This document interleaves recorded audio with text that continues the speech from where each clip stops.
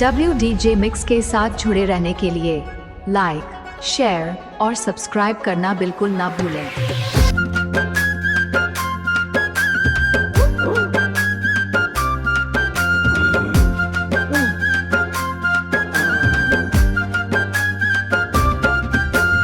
अंदर गदर संत गदर त्योरा के डोरी, नदी मरई बेके पहाड़ म मुरजोड़ी, महुआ के छैहा म बैठे हस्तोर संग, देख देख तोला संगी धड़कै मोरे अंग।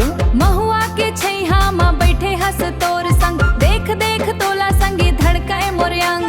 गाँव के गली म तोर नाव के शोर, तोर माया के जादू म पागल हो गे मोर। नाचे मांदर के ताल म झूमे सब जन जोरी, अंदर गदर संत गदर त्योरा के डोरी। नाचे मांदर के ताल म झूमे सब जन जोरी, अंदर गदर संत गदर त्योरा के डोरी। तोर सुरता के दिया मोर मन म बरत है, कौन जनी काबर मोर जीव तरसत है, कौन जनी काबर मोर जीव तरसत है। पहाड़ के पथरा और नदिया के पानी, हमर माया के यही है कहानी। डोरी में बंधे है हमर जिनगानी, सुन ले रे संगी मोर दिल के बानी।